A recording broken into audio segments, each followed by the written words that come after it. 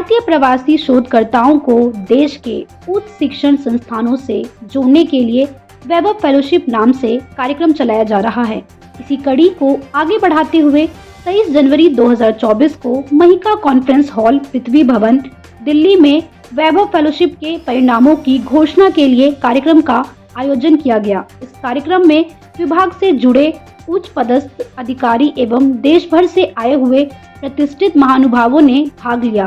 कार्यक्रम में मुख्य रूप से डॉक्टर जितेंद्र सिंह, विज्ञान एवं प्रौद्योगिकी राज्य मंत्री स्वतंत्र प्रभार, डॉक्टर वीके सारस्वत, सदस्य विज्ञान नीति आयोग, प्रोफेसर AK सूद, principal scientific adviser, professor Abhay Karandikar, सचिव विज्ञान और प्रौद्योगिकी विभाग, doctor SK Varshney, adviser and head international corporation DST मौजूद रहे। विज्ञान एवं प्रौद्योगिकी राज्य मंत्री स्वतंत्र प्रभार डॉक्टर जितेंद्र सिंह ने कहा कि वैभव फेलोशिप भारतीय प्रवासी शोधकर्ताओं को भारत में एक शोध संस्थान या शैक्षणिक संस्थान के साथ कार्य करने का अवसर प्रदान करती है, जिससे भारत के उच्च शिक्षा एवं वैज्ञानिक संस्थानों के अनुसंधान की गुणवत्ता बढ़ेगी। साथ ही टेक्नोलॉजी के क्षेत्र में आत्मनिर्भर भारत की ओर बढ़ता एक कदम है। आपको बता दें कि वैभव फेलोशिप के माध्यम से भारत के उच्च शिक्षण संस्थानों के अनुसंधान पारिस्थितिकी तंत्र में तेजी से विकास होगा। साथ ही भारतीय संस्थानों एवं विश्व के सर्वश्रेष्ठ संस्थानों के बीच शैक्षणिक तथा अनुसंधान सहयोग की सुविधा भी मिलेगी। इस फेलोशिप की अवधि 3 वर्ष होती है, जिसमें सरकार शोधकर्ताओं को पूरी अवधि के लिए 37 लाख रुपए तक की राशि प्रदान करती है।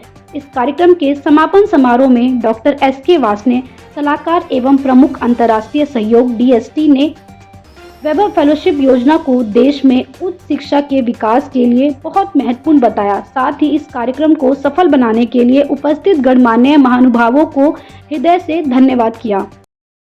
Principal scientific adviser professor Sood, member NITI Aayog and a very eminent scientific colleague Dr. Saraswat, Secretary Science and Technology Dr. Abhay, Dr. Varshney, members of the scientific fraternity, ladies and gentlemen.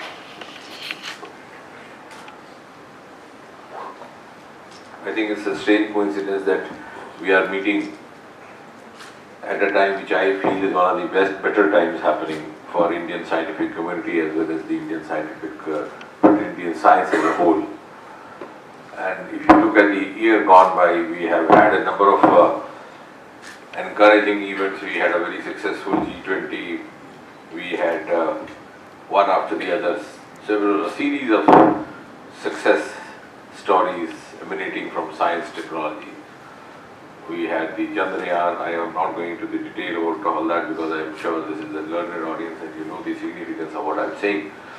We had the Chandrayaan and I think that placed us as a frontline nation.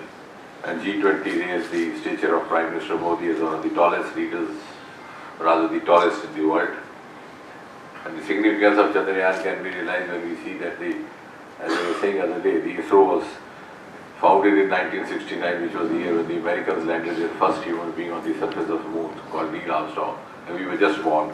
And today we have reached the southern pole before they could. So same was the case with these other vaccines. Sir, Vaibhav fellowship क्या है? पहले तो आप उसको थोड़ा define कर दीजिए। उसके बाद इससे जुड़ रहे बच्चे, ठीक है, उनका फ्यूचर में क्या वो आप थोड़ा सा पहले बता दीजिए। देखिए, वैभव फेलोशिप जो है, जैसा हमने थोड़ी देर पहले बताया था कि प्रधानमंत्री जी का सपना था कि जो भारतीय मूल के वैज्ञानिक हैं भारत से बाहर और जिनकी जड़ें काफ़ी जम चुकी हैं, लेकिन उनका देश प्रेम और देश के प्रति उनका जो भाव है उसको जागृत बनाए रखने के लिए हमने उनको जोड़ने का प्रयास किया। तो हम ये चाहते हैं कि जो वैभव फेलो हैं वो जहाँ पर भी काम कर रहे हैं वहीं काम करते रहें, साथ साथ भारत की उन्नति के लिए भी काम करें। और इसके लिए उन्हें हमने भारतीय संस्थानों से IIT, ISC, यूनिवर्सिटीज़, इंस्टीट्यूट, इनके साथ जोड़ने की कोशिश की है।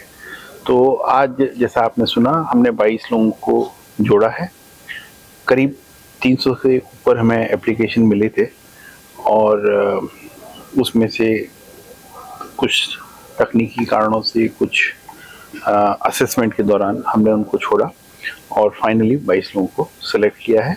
और ये 22 लोग कई साइंसेस में काम करेंगे, जैसे कि क्वांटम साइंस है, सेमीकंडक्टर्स है, फोटोनिक्स है, कम्युनिकेशन टेक्नोलॉजीज हैं, हेल्थ एंड मेडिकल साइंसेज है, बायोमेडिकल डिवाइसेस हैं, अर्थ sciences, environmental sciences, management, social sciences. तो कई विषयों पर ये लोग काम करेंगे और हमारा ये मानना है कि ये एक नई परंपरा हम शुरू कर रहे हैं, जिसके माध्यम से हम भारतीय मूल के स्थापित वैज्ञानिकों को भारत के साथ जोड़कर भारत की उन्नति की रास्ता देख रहे हैं। सर, ये वैभव फेलोशिप से भारतीय संस्थानों को क्या फायदा है?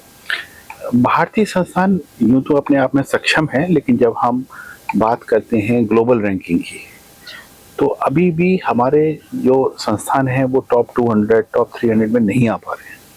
तो जब ये स्थापित भारतीय मूल के वैज्ञानिकों से जुड़ेंगे जो अपने अपने फील्ड में काफ़ी माहिर हैं, तो उनके अनुभवों से अपने संस्थानों को और थोड़ा सा ऊपर की ओर ले जाने के लिए अग्रसर होंगे।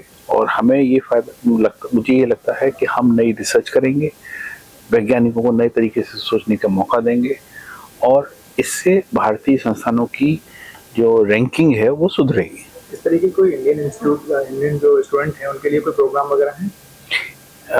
इंडियन स्टूडेंट के लिए बाहर जाने के लिए नहीं, इंडियन स्टूडेंट के लिए बाहर जाने के लिए सरकार के पास कई तरह की फेलोशिप स्कीम्स हैं, लेकिन वो शॉर्ट टर्म एक्सपोजर देती हैं। तो जैसे कि हमने मास्टर लेवल पर इंटर्नशिप दे रखा है कुछ कंट्रीज के साथ। डॉक्टरल कैंडिडेट, पीएचडी स्टूडेंट के लिए 6 महीने के लिए हमारे पास एक प्रोविजन है कि वो बाहर जा सकते हैं, काम कर सकते हैं। पोस्ट डॉक्टरल लेवल पर हम फेलोशिप देते हैं, 2 साल के लिए वो बाहर जा सकते हैं, काम कर सकते हैं। तो मौके सभी के लिए हमने क्रिएट किए हैं और भारतीय विद्यार्थियों के लिए भी है, लेकिन अधिकतर भारतीय विद्यार्थी जो अंडर ग्रेजुएट लेवल पर या मास्टर लेवल पर फुल कोर्स के लिए चाहते हैं, उनके लिए उनको कंपटीशन देने होते हैं और वो भारत सरकार नहीं देती है। तो वो उनको जीआरई टॉफल करके या आईलेट करके विदेशी संस्थानों से जो उनकी फेलोशिप है वही मिल सकती है।